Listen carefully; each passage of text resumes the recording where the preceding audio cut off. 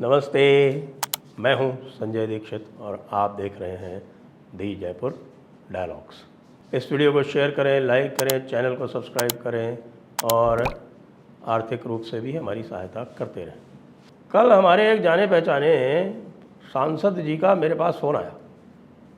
उत्तर प्रदेश से हैं वैसे तो कल हमारे माननीय प्रधानमंत्री जी ने जब ये देखा कि हिंदू मुसलमानों की एकता छिन्न भिन्न हो रही है और मेवात में हिंदुओं के ऊपर भारी आक्रमण किया गया है, तो उन्होंने उसका नुस्खा जो है वो हमारे सांसदों को बता दिया और उन्होंने ये कहा कि भाई ऐसा करो कि आप रक्षाबंधन के दिन मुस्लिम महिलाओं से राखी बंधवाओ।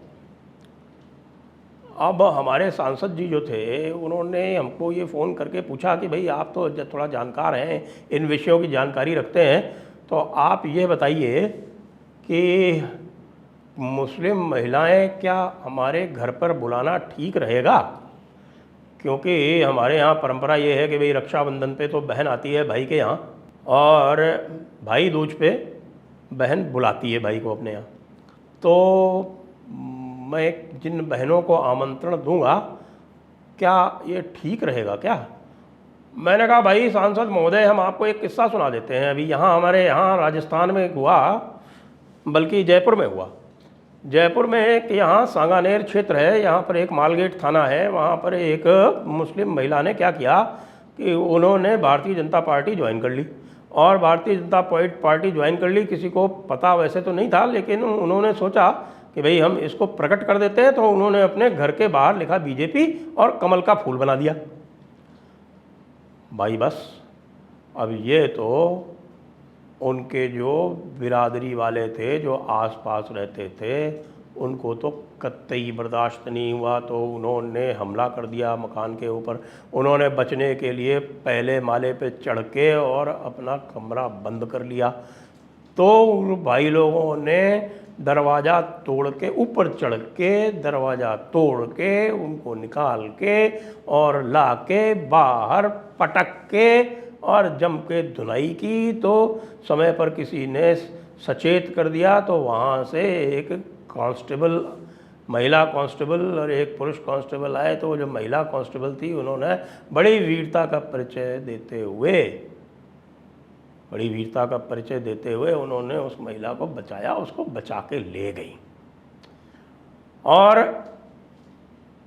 यद्यपि केस दर्ज हुआ, लेकिन साहब वो जितने भी हमलावर थे उनको पूरा अवसर दिया गया कि वो मुहर्रम का अपना त्यौहार पहले मना लें। जब वो मुहर्रम का त्यौहार मना चुके तब जाकर उनको गिरफ्तार किया गया। तो भाई किसी महिला ने खाली कमल का फूल बना दिया और उसका ये हाल हो गया। तो आप समझ लीजिए कि यदि कोई महिला आपके घर आ गई, मुस्लिम महिला, और उसने आपको राखी बांध दी तो क्या होगा? तो भाई सांसद महोदय, मेरी आपको नेक सलाह ये है कि आप तो कोई, आपके जो भाजपा मोर्चा है, ये अल्पसंख्यक मोर्चा, उसमें देखें यदि कोई महिला हो तो उसको बुला के करके जो है कैमरा वैमरा करवा दीजिएगा। बाकी कहीं सच में किसी को बुला लिया ना भाई जी, तो वो महिला तो तुरंत बिरादरी बाहर हो जाएगी। न केवल बिरादरी बाहर हो जाएगी, आपको पता नहीं है कि मौलवी ने किसी ने फतवा दे दिया ना, तो उसको जो है वो खारिज कर दिया जाएगा इस्लाम से। और ये तो खैर गनीमत है कि यहाँ पर पत्थर मारने की रस्म नहीं होती, वरना रजम की सज़ा है ऐसे में। क्योंकि आपको क्या बताएं, देखिए जो मुस्लिम महिला है पारंपरिक, उसके लिए हुक्म है। जी हाँ, मैं शरीयत से बता रहा हूँ, कोई भाई लोग और सुन रहे हो तो इसको अन्यथा ना लें। शरीयत में ये हुक्म है कि कोई भी महिला जो है वो महरम के बिना बाहर नहीं जाएगी। महरम का मतलब होता है या तो पति या बेटा, सगा बेटा, सौतेला बेटा नहीं चलेगा, या तो बेटा या बाप या सगा भाई। ये 4 कैटेगरी हैं। इसके अतिरिक्त बाकी कोई भाई नहीं माना जाता। भाई जी, सांसद महोदय को मैंने कहा कि यहाँ भैया तो केवल वही होता है जो अपनी सगी माँ के पेट से पैदा हुआ हो, बाकी सब सैयाँ होते हैं। इसमें आपको कोई आपत्ति? ये साहब लिखा हुआ है, ये आप सूरत अन-निसा चैप्टर 4 कुरान शरीफ देख लें। जहाँ तक मुझे याद पड़ता है शायद चौथी आयत है उसकी, उसमें तीसरी आयत होगी या चौथी आयत होगी, उसमें साफ लिखा हुआ है भाई कि किस किस से शादी हो सकती है, या कह दें उल्टा है बल्कि किस किस से शादी नहीं हो सकती है।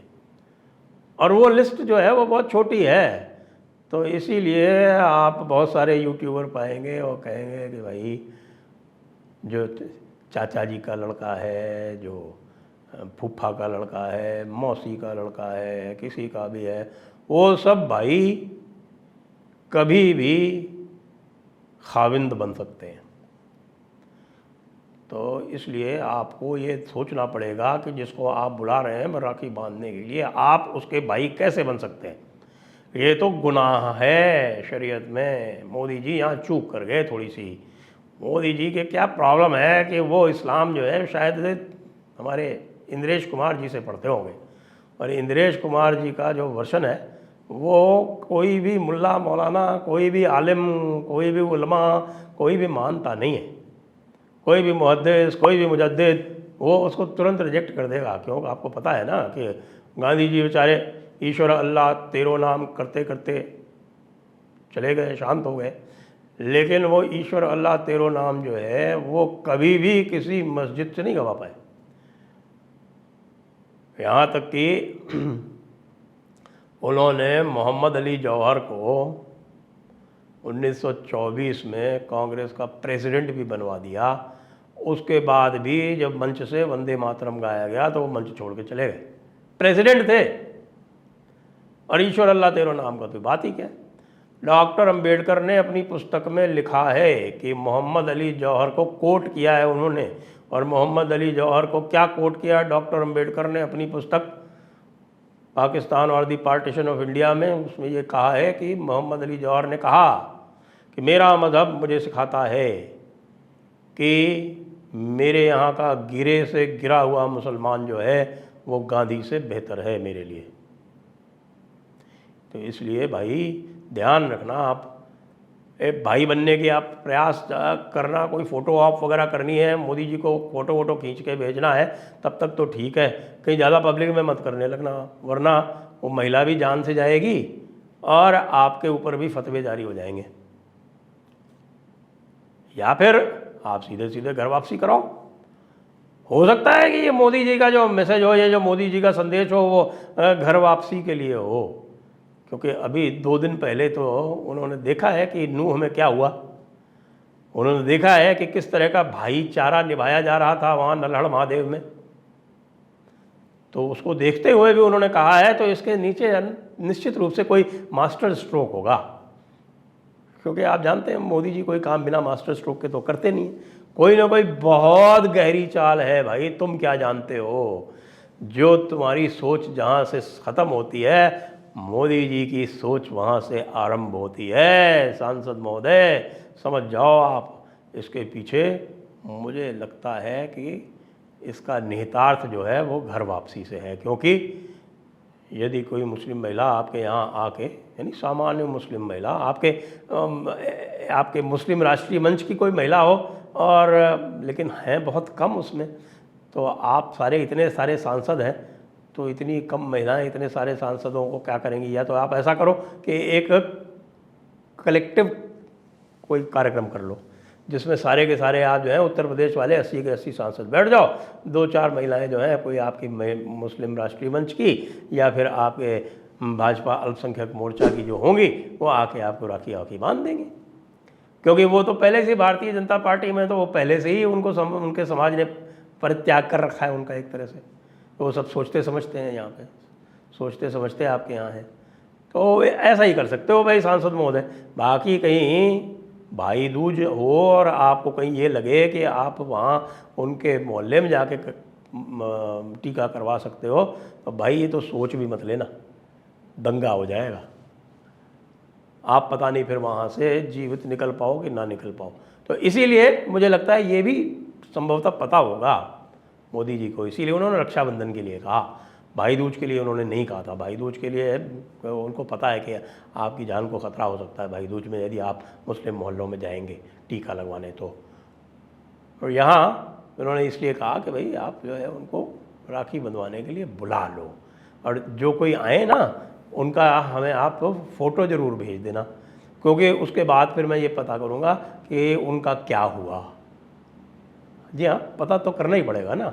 अभी अभी जो किस्सा हुआ है जयपुर में कि खाली कमल का फूल बनाने पे ये हाल कर दिया गया, तो आपको कोई राखी बांधेगी आके, उसके बाद उसका क्या होगा, सोचने की बात है। बिल्कुल निश्चित रूप से शोचनीय विषय है, लेकिन मोदी जी ने कहा है तो भाई होगा तो कोई न कोई मास्टर स्ट्रोक। जय हिंद, जय भारत, वंदे मातरम।